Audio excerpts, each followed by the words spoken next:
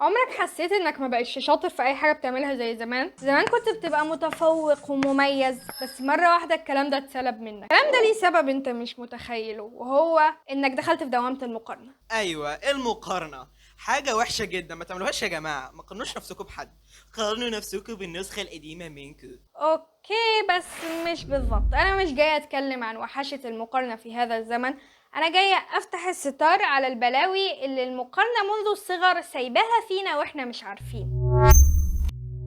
لانه في مجتمعنا المقارنة بقى اسلوب حياة. جمل زي عايزك تبقى اشطر واحد، هو الاول احسن منك في ايه، انا عايزة ابقى مميز، ما كل الناس بتعمل كده، خليك زي فلان، او انا كنت بذاكر على ضوء الشمع وانا قدك، ومبدأ التنسيق والاوائل ذات نفسه.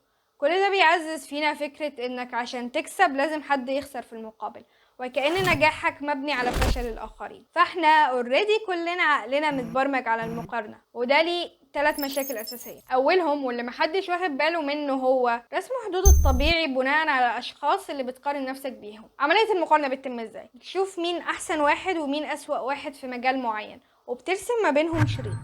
طول ما انت في النص فانت في امان، فانت طول الوقت بتحاول تفضل في دايرة التقاطع بتاعت كل أشرطة حياتك. فتخيل بقى لو طول الوقت بتحاول تفضل في دايرة الأمان بتاعتك وتطلع واقف في دايرة غلط. خلونا نشرح بالأمثلة. انت عايز تعمل كرتون جامد، هتقارن نفسك بأجمد صناعة في مجتمعك، بكر، وبالأسوأ كمنصور. انا اسفه يا منصور بجد، انا ما اعرفش الناس حاطينك في دماغهم ليه يعني، بس يعني عشان السر. لو عملت حاجه زي بكر او اقل شويه، هل ده هيخلي المنتج بتاعك حلو؟ الاجابه لا، لان سقف طموحك اتحد لما قارنت نفسك ببكر ومنصور. اللي المفروض يتعمل انك تخلق لنفسك المعايير الاصليه اللي هتقارن بيها منتجك، بحيث يطلع باحسن شكل نسبه للمعايير بتاعتك. مثال اخر، مجتمعنا نمام، النم شيء متقبل نوعا ما، فانت لو بتنم شوية مش هتبقى تخطيت الشريط بتاع الأخلاق. تمام، انت في السليم بالنسبة لنتيجة مقارنتك، بس في الحقيقة انت مش في السليم على الإطلاق. اوكي، انا حاسة انها شرح مأساوي، فاقول اللي انا عايزة اوصله بوضوح.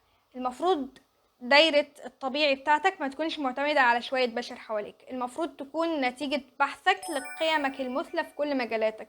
فالقيمة المثلى في الأخلاق مثلا مش هتبقى الأخلاقيات المتقبلة في المجتمع، بل هتبقى أخلاقيات سيدنا محمد. والقيمة المثلى لجمدنة شغلي مش هتبقى مشروع زميل متفوق، إنما هتكون المشروع اللي بيحقق السهولة والنفع والاستدامة وإلى آخره. تاني مشكلة وهي التقليل من الإنجازات. في رسامين بعد ما بيرسموا رسمة بيشوفوا رسمة تانية على بنترست أحلى، بيحسوا ان رسمتهم زي القرف. يعني محدش منعك من التفاخر والاحتفال بالانجازات، ده هو اللي بيخلي الانجاز ليه قيمه. يعني ممكن بكل بساطه تقول رغم ان من النظره الاولى قد تعجب برسمه بنترست اكثر من رسمتي، لكن ما تلك الا نظره سطحيه، فقطعتي الفنيه تحتوي الكثير من المعاني التي قد لا يراها منعدمو البصيره. كلما نظرت الى رسمتي بشعور ترى الشعور يتجلى في اعين الفتاه، فهي رسمة تحمل في ثناياها جميع دوافع والمشاعر البشرية. ثالث مشكلة وهي التشتت.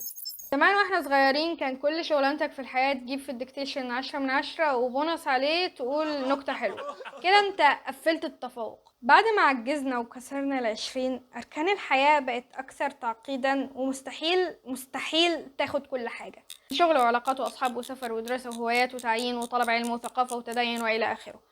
فبطبيعة الحال الواحد بيحط في سلته اللي بيتوافق على خطته. فأنا بقى لو الشخص بقارن هحس إني محتاج أخد نفس اللي في سلات الآخرين، بس ده على الأغلب هيوقع اللي في سلتي. أوكي، أنا قاعدة برغي بقالي 4 دقايق عشان أنا بشرية، بس الموضوع كله متلخص في قول الله تعالى وأن ليس للإنسان إلا ما سعى. طيب هل المطلوب إن احنا نوقف مقارنة؟ لأ، لأنه وانت صغير لما كنت بتروح الفصل وتلاقي كل الناس واخدين سندوتشات جبنة ومربى وتستوعب ان السردين مش احسن خيار، هنا المقارنة انقذتك. لان المقارنة مش سيئة بالضرورة، على رأي فاطمة من بودكاست ذات، ده شعور ربنا خلقه لنا، ومفيش حاجة ربنا خلقها ملهاش لازمة، بس الفكرة في التعامل معاه بشكل سليم. ازاي بقى نتعامل معاه بشكل سليم؟ هو فعليا لو بس كل مرة قارنت نفسك وقفت وقلت هل المقارنة دي مشروعة او صحية ولا لأ، ولو هي مشروعة هل المقارنة دي هتخليني اتخذ خطوات ايجابية ولا هتخليني احس بشعور سلبي اللي ممكن يقلب لحسد بدل غبطة. والسؤال هنا، هل لما المقارنة بتقلب منافسة دي حاجة حلوة ولا وحشة؟ انا شخصيا معرفش واكثر من ان انا ابحث دلوقتي، فهنا يكون الفيديو للاسف الشديد جدا جدا جدا خلص.